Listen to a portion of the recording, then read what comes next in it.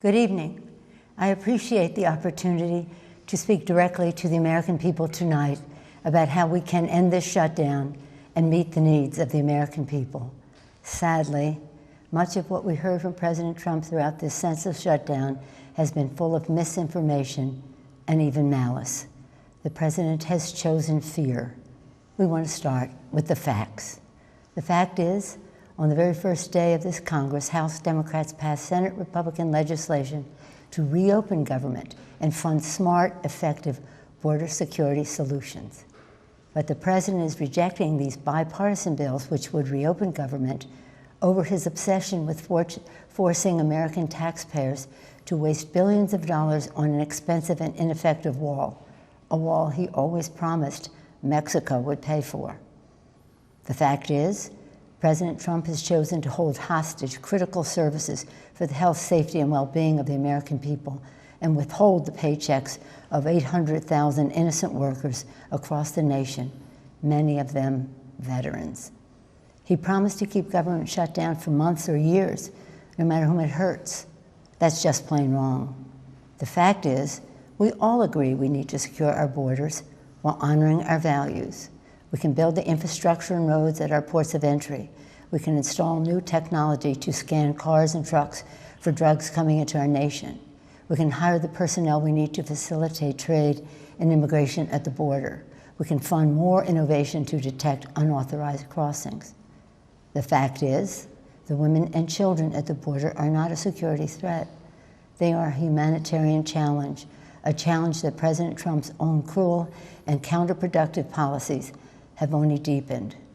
And the fact is, President Trump must stop holding the American people hostage, must stop manufacturing a crisis, and must reopen the government. Thank you. Leader Schumer? Thank you, Speaker Pelosi. My fellow Americans, we address you tonight for one reason only.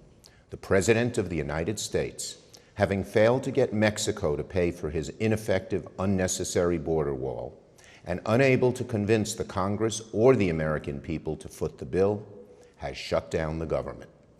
American democracy doesn't work that way. We don't govern by temper tantrum. No president should pound the table and demand he gets his way, or else the government shuts down, hurting millions of Americans who are treated as leverage. Tonight, and throughout this debate and throughout his presidency, President Trump has appealed to fear, not facts, division, not unity. Make no mistake, Democrats and the president both want stronger border security. However, we sharply disagree with the president about the most effective way to do it. So, how do we untangle this mess? Well, there's an obvious solution. Separate the shutdown from arguments over border security. There is bipartisan legislation supported by Democrats and Republicans to reopen government while allowing debate over border security to continue. There is no excuse for hurting millions of Americans over a policy difference. Federal workers are about to miss a paycheck. Some families can't get a mortgage to buy a new home. Farmers and small businesses won't get loans they desperately need. Most presidents have used Oval Office addresses for noble purposes.